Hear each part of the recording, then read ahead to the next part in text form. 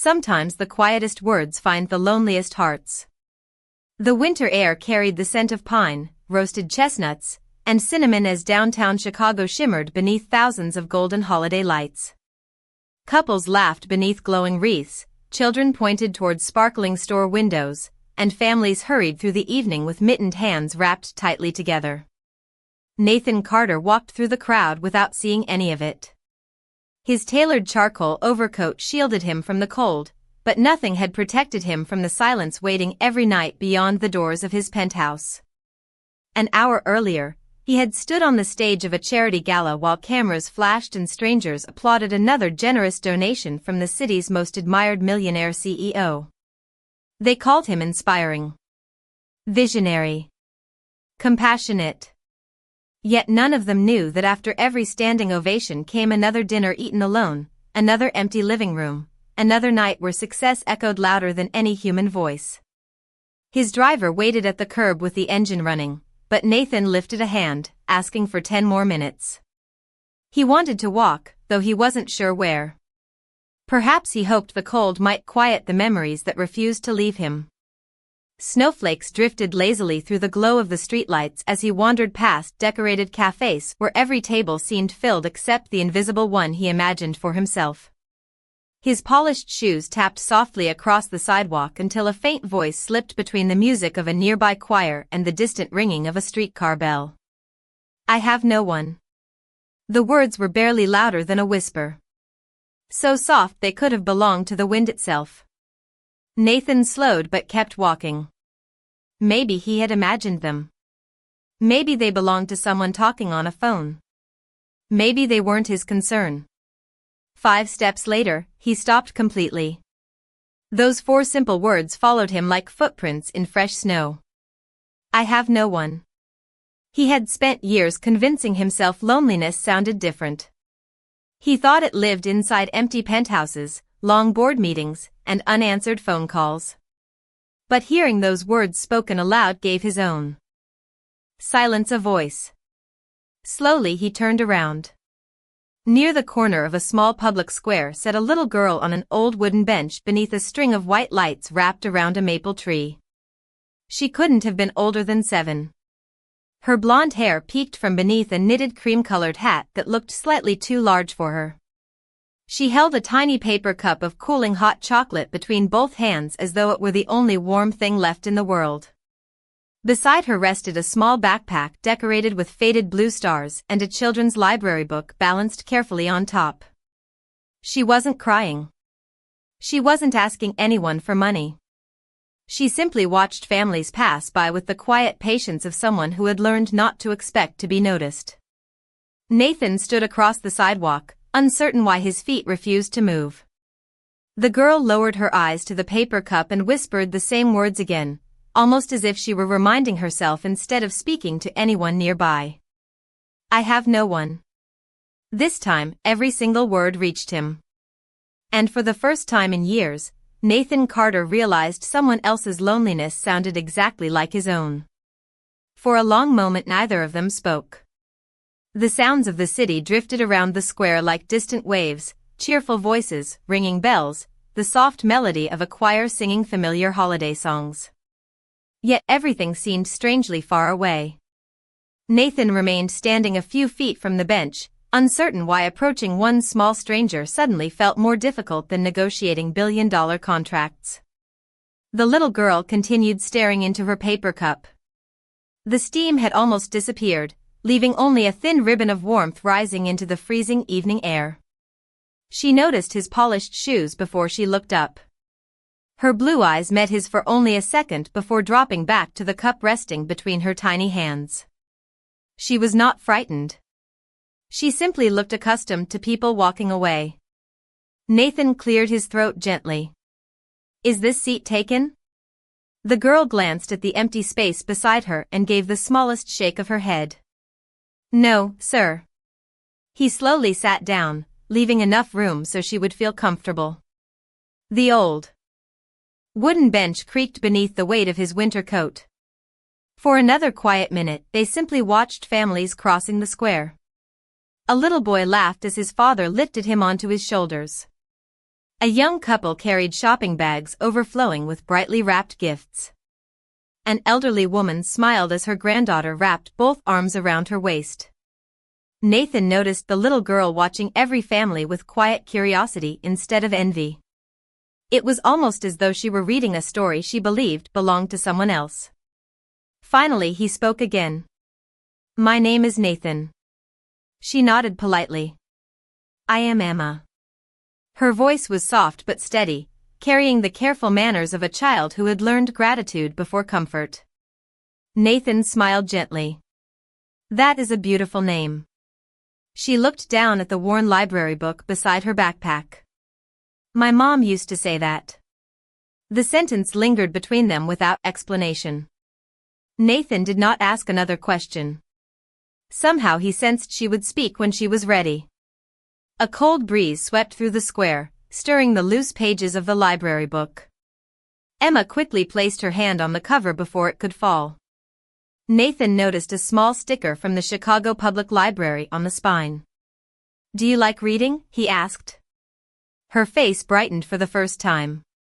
"Books always stay until the last page," she answered with a tiny smile. "People have to leave sometimes. Books usually do not." Nathan felt something tighten quietly inside his chest. It was such a simple sentence, spoken without bitterness, that it carried more weight than any speech he had heard all evening. His eyes drifted toward the nearly empty cup she still held. Was the hot chocolate good? Emma looked at the last sip remaining inside. It was. "I drank it slowly because warm things do not last forever." Nathan looked across the street where a small neighborhood cafe glowed beneath strings of white lights. Through its windows he could see families gathered around wooden tables, their laughter fogging the glass. Without thinking too much, he stood and extended a hand toward the little girl. "Would you let me buy you another cup? I think warm things are meant to be shared." Emma looked at his hand, then at his face, searching quietly for something she could trust. After a thoughtful pause she slipped her small gloved hand into his. It was not the beginning of a rescue. It was the beginning of two strangers choosing, for the first time in a very long while, not to be alone. The little cafe welcomed them with the comforting scent of fresh bread, cinnamon, and rich hot chocolate. Outside, snow drifted quietly past the windows, softening the busy streets into a painting of white and gold. Nathan held the door open, and Emma stepped inside with careful, almost hesitant movements, as though she was afraid that if she walked too confidently, someone might tell her she did not belong there. A waitress smiled warmly and guided them to a small booth near the front window. A tiny candle flickered between two sugar jars, casting a gentle glow across the polished wooden table. Emma rested her faded backpack beside her feet, then carefully placed the library book on the seat next to her as if it were something precious. Nathan noticed every movement. She handled that worn book with more care than many executives treated million-dollar contracts. A server approached with 2 menus, but Emma politely pushed hers back. "I already know what I like," she said with a shy smile. Nathan smiled in return. "Then I think you should order for both of us." Her eyes widened. "Really?" "Absolutely. Tonight you are the expert." She studied the menu one more time before pointing to 2 mugs of hot chocolate topped with whipped cream and 2 slices of warm apple pie. "The pie tastes better when it is still warm," she explained. "My mom always said warm pie makes people talk longer."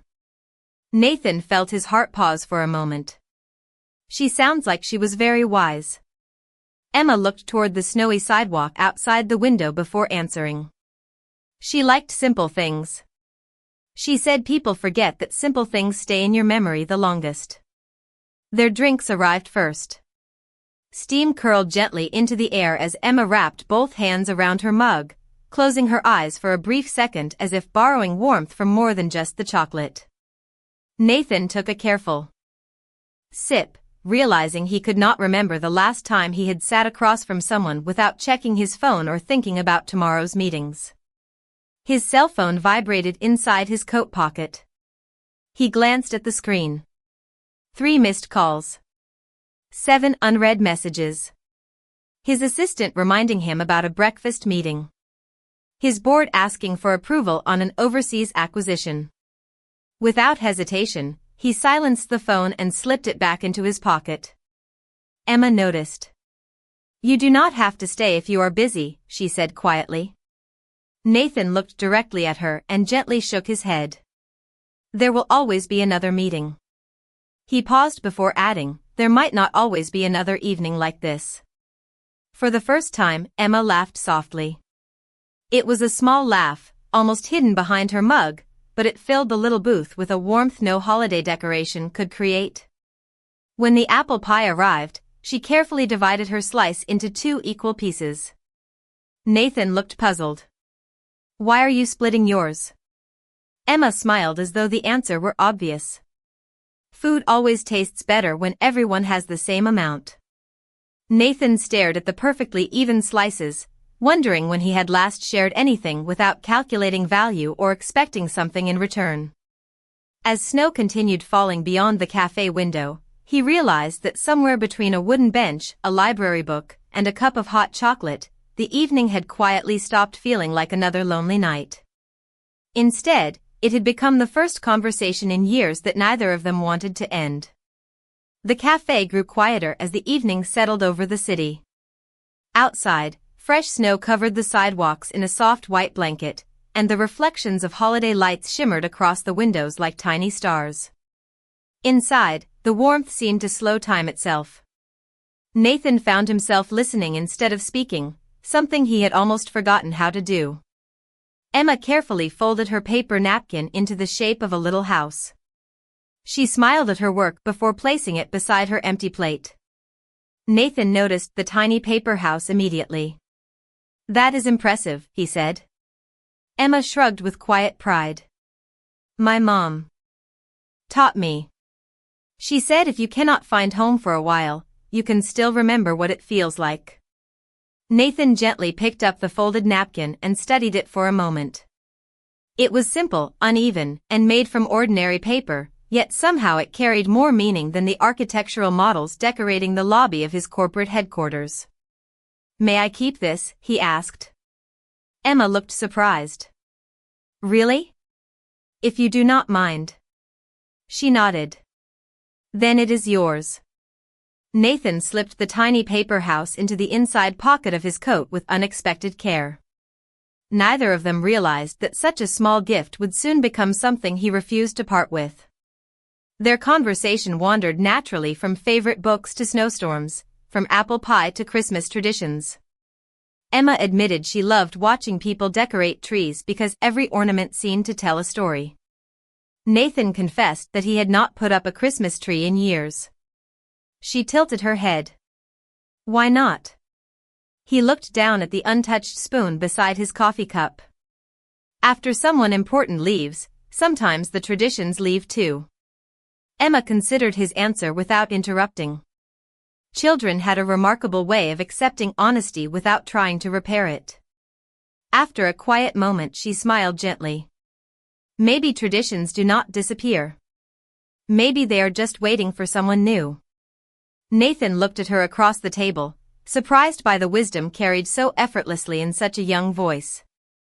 It reminded him of something his late wife once believed, that hope rarely arrived with loud announcements. It usually entered quietly, disguised as an ordinary moment. The waitress returned with the check, but before Nathan could reach for it, Emma searched inside her small backpack. She carefully counted a few dollar bills and several coins before placing them neatly on the table. Nathan blinked. "Emma, you do not have to do that." She smiled politely. "My mom always said if someone shares kindness with you, you should share something back, even if it is small." Nathan gently slid the money back toward her. "Then let me accept something even more valuable." She looked puzzled. "What?" "Your company." Emma laughed softly, and once again that quiet laugh seemed to brighten the little booth more than the candle between them. When they finally stepped back outside, the snowfall had become heavier, blanketing parked cars and rooftops in fresh white layers. Nathan buttoned his coat against the cold while Emma hugged her backpack close. They walked slowly through the peaceful square without rushing toward any destination. For the first time in many years, Nathan realized he was not counting the minutes until the night ended. Instead, he found himself hoping the walk would last just a little longer, because somewhere between a folded paper house and an honest conversation, the emptiness he had carried for so long no longer felt quite as heavy. They reached the edge of the square where the snow had settled across every bench, flower box, and iron railing, turning the city into a quiet watercolor of white and amber. Nathan noticed that Emma slowed her steps as they approached the same wooden bench where they had first met. She stopped for a moment and gently brushed a layer of snow from the seat with her mitten before looking back at him. "I always sit here for a little while before I go back," she said. Nathan glanced toward the surrounding streets. "Back where?" Emma hesitated just long enough for him to realize the answer carried more weight than the question. "Sainton House," she replied softly. "It is the children's home a few blocks away." Nathan nodded without interrupting. Emma rested her backpack on the bench and carefully tucked the library book inside before zipping it closed. "Miss Clara says reading helps us travel even when we stay in one place." She smiled faintly. "So I borrow a new book every week." Nathan looked toward the public library standing proudly across the square. He imagined the little girl walking there alone, selecting stories one at a time, carrying them back as though they were pieces of hope. "Do you like living there?" he asked gently. Emma thought about the question for several seconds. "Everyone is kind," she answered honestly. "The food is good. My room is warm. I have friends." She paused before adding, "But it is not home." Nathan lowered his eyes. There was no complaint in her voice, only acceptance. Somehow that quiet acceptance felt heavier than sadness itself. Emma reached into her backpack and pulled out a folded piece of construction paper decorated with crayons and tiny silver stars. "We made these yesterday," she explained. Across the front, written in careful handwriting, were the words "My Christmas Wish." Nathan smiled. "May I see it?" She nodded and handed it to him. He unfolded the paper slowly, expecting to find a list of toys or holiday dreams. Instead, only one sentence appeared in the middle of the page. "I hope someone remembers my favorite color." Nathan stared at the words without speaking. They were simple, innocent, and heartbreakingly ordinary. Not a bicycle. Not a doll. Not a mountain of presents. Just the hope that somewhere, someone might remember one small detail that made her feel seen. "What is your favorite color?" he finally asked. Emma's face brightened immediately. "Blue," she answered. "The same color as winter mornings before the sun comes up." Nathan smiled quietly. "That is a beautiful answer." She shrugged. "My mom used to remember." The sentence floated gently into the cold evening air before disappearing into silence.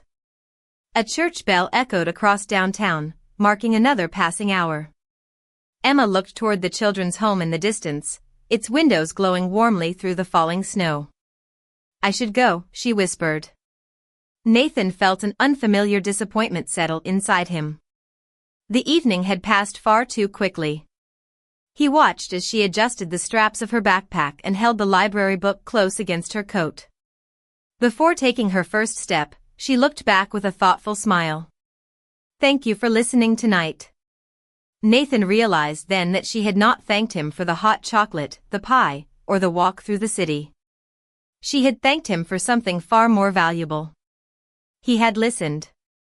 As Emma slowly walked toward the lights of Sainton House, Nathan remained standing beside the snow-covered bench with the folded paper house still resting inside his coat pocket and one quiet promise forming in his heart. He would remember that her favorite color was blue. That night Nathan returned to his penthouse overlooking the Chicago skyline, but the familiar silence no longer felt ordinary. He loosened his tie, set his keys on the marble counter, and instinctively reached into the inside pocket of his coat. The tiny paper house Emma had folded rested exactly where he had placed it. Beside it was the Christmas wish she had shown him. He unfolded the paper once more and quietly read the single sentence written in careful handwriting. "I hope someone remembers my favorite color." He looked toward the floor-to-ceiling windows where the city shimmered beneath fresh snow. For years he had measured success by quarterly reports, expanding offices, and ambitious goals.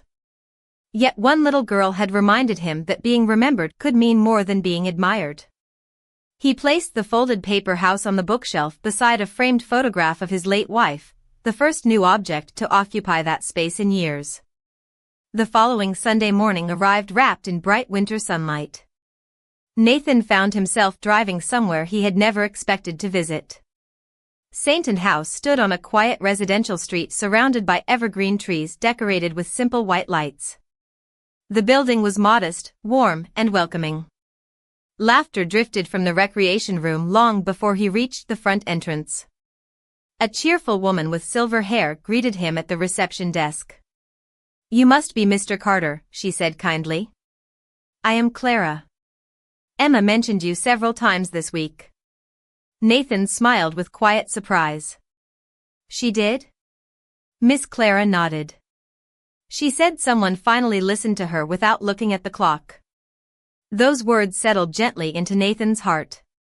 After signing the visitor log, he followed Miss Clara down a bright hallway decorated with children's drawings of snowmen, cardinals, gingerbread houses, and winter forests. Every picture carried a child's imagination, but Nathan noticed one drawing immediately. It showed a blue sky stretching above a little wooden bench covered in snow. Standing beside the bench were two figures holding steaming mugs. In the corner, written in careful blue crayon, were the words "Warm things stay longer when they are shared." Before Nathan could say anything, he heard familiar footsteps racing down the hallway. "Mr. Carter," Emma called with genuine excitement. She stopped a few feet away, suddenly remembering her manners, then smiled shyly. "I did not know if you would come back." Nathan knelt until they were at eye level. "I told myself I was only visiting today," he admitted with a smile. "But I think I was looking forward to it all week." Emma laughed softly and reached for his hand without hesitation. "Come on," she said. "I want to show you the library room." She led him through shelves filled with donated books, each one carefully organized by reading level. Emma proudly pointed to a small corner chair beside the window. "That is my favorite place." Nathan noticed a blue knitted blanket folded neatly across the chair. Remembering her Christmas wish, he quietly smiled to himself. Blue. He would never forget. For the next 2 hours they read stories aloud, solved simple word puzzles, and laughed over funny illustrations that made both of them smile far more than either expected. As Nathan prepared to leave that afternoon, Emma walked him to the front door. "Are you coming next Sunday too?" she asked with hopeful eyes. Nathan paused only long enough to realize he already knew the answer. "If you would like me to," he replied.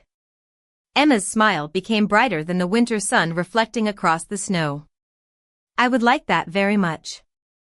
And without either of them realizing it, Sunday quietly became the day both of them would begin looking forward to more than any other day of the week.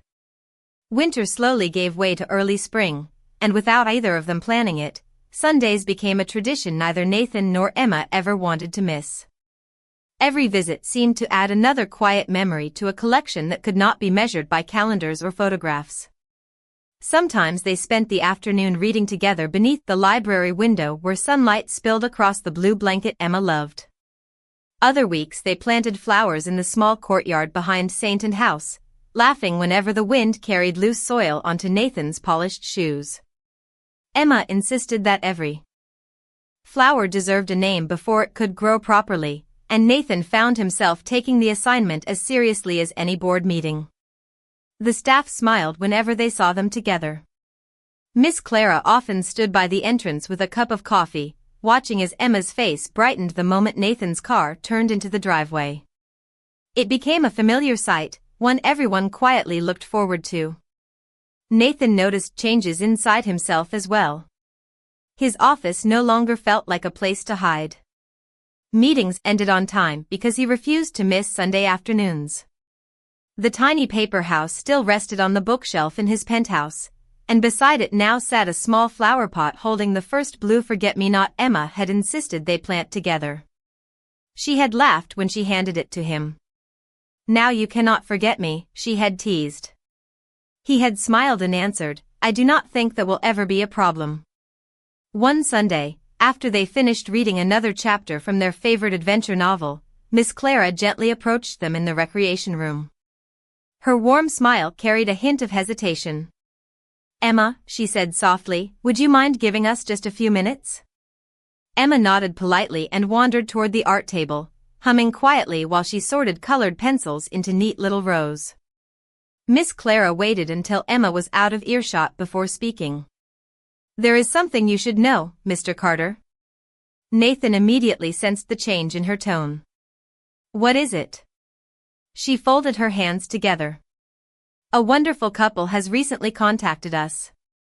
They have completed every step of the adoption process, and after meeting several children, they have asked if they may spend more time getting to know Emma." Nathan remained silent. Miss Clara continued gently. "They seem kind. They have a stable home, and they truly hope to become parents." Nathan looked across the room where Emma was carefully coloring the roof of a tiny blue house on a blank sheet of paper. She seemed completely unaware of the conversation taking place behind her. He wanted to feel nothing but happiness for her. Every child deserved a family that would love them forever. Yet somewhere deep inside, an unfamiliar ache quietly appeared.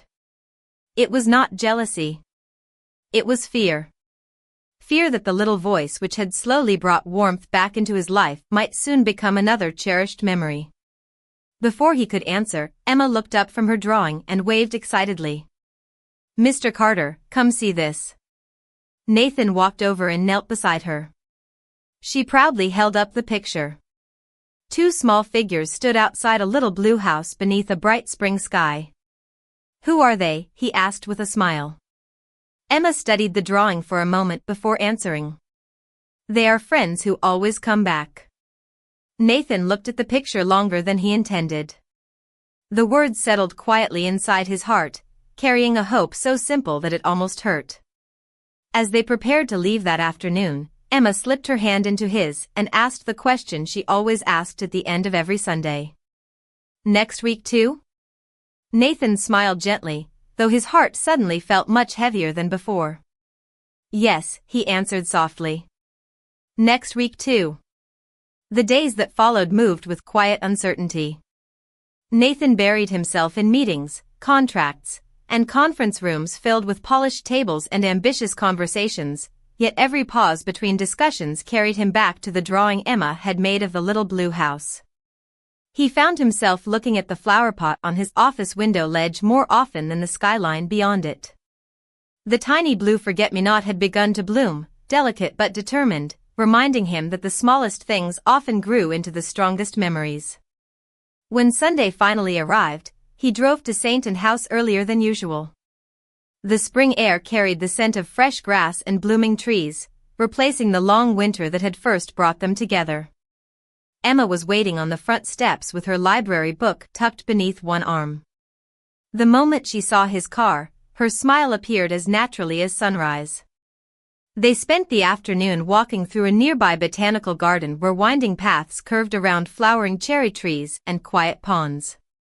Emma pointed excitedly at every robin she spotted, insisting that birds always knew how to find their way home. Nathan listened more. Then he spoke, storing away every sentence as though it were something precious. As the afternoon faded into evening, they settled onto a wooden bench overlooking a small lake where ducks drifted peacefully across the water. Emma rested her book on her lap and swung her feet gently above the ground. After a long silence, she asked a question so softly that it almost disappeared into the breeze. "Miss Clara told me a nice family is coming to visit again next week." Nathan nodded slowly. "She mentioned that to me." Emma looked out across the lake instead of at him. "They seem kind." I am sure they are, Nathan replied honestly. She smiled, but it was smaller than usual. That is good. Another quiet moment passed before she continued. If they choose me, I think I will be happy. Nathan felt both relief and sadness settle together inside his heart. Every child deserved the chance to belong. He believed that with all his heart. Yet the thought of an empty Sunday without Emma felt almost impossible to imagine. Emma reached into her backpack and carefully removed the blue ribbon she had been using as a bookmark for weeks.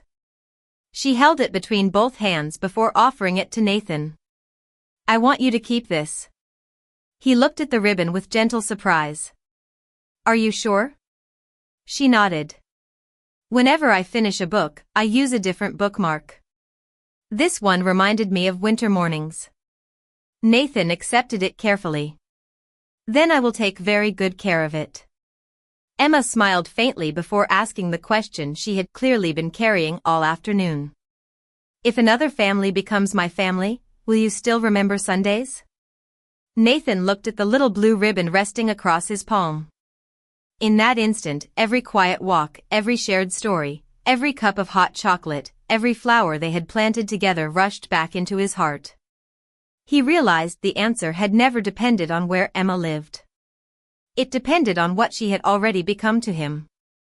He reached over and gently held her small hand. Emma, he said with complete sincerity, there are some people you never stop remembering. No matter where life takes them. She squeezed his hand and smiled through glistening eyes.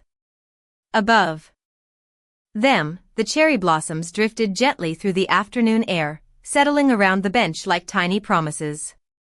Nathan watched them fall and quietly understood something he had been trying to deny for weeks. He had not simply found a friend on a snowy evening months before.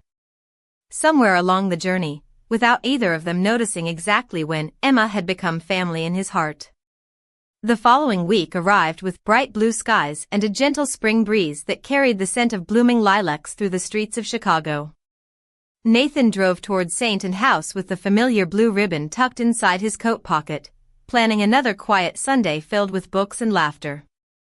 But when he stepped inside, something felt different. The recreation room was decorated with fresh flowers, colorful drawings, and neatly arranged chairs.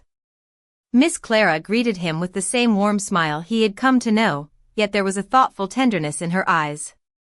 The family visited yesterday, she said softly. Nathan nodded, trying to steady his emotions before asking the question he had been carrying all week. How did everything go? Miss Clara smiled kindly. They were wonderful people. They spent several hours with Emma, and before they left, they thanked us for introducing them to such a remarkable little girl. Nathan listened quietly. Then they made a decision that surprised all of us, she continued. They realized the connection they were hoping to find simply was not there. They said Emma deserved someone whose heart had already chosen her. Nathan stood speechless. Before he could respond, small footsteps echoed down the hallway.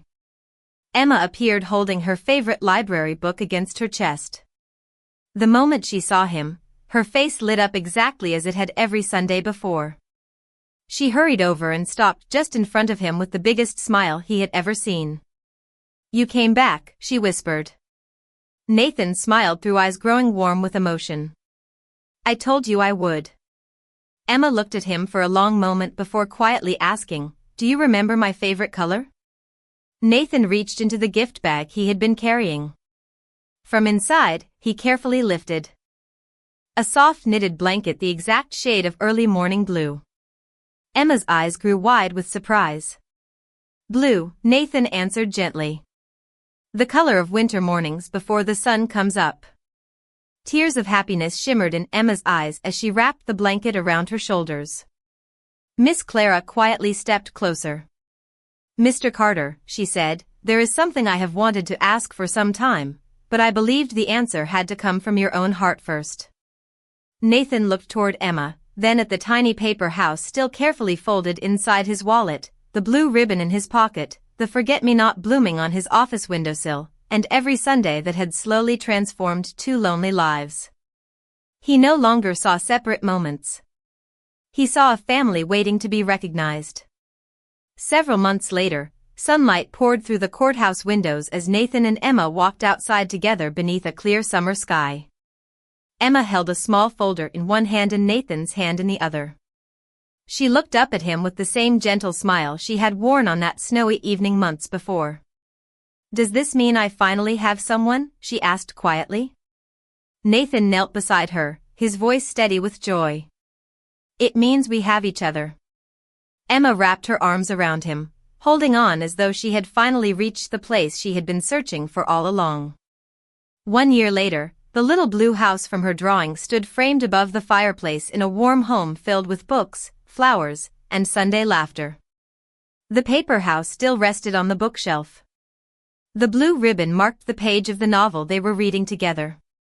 The forget-me-not bloomed outside the kitchen window every spring. And whenever anyone asked Emma what her greatest wish had been, she simply smiled and answered, "Someone remembered my favorite color." Because true wealth had never been measured by the size of a fortune. It had always been measured by the simple decision to stay, to listen, and to make sure that no heart ever had to whisper those lonely words again.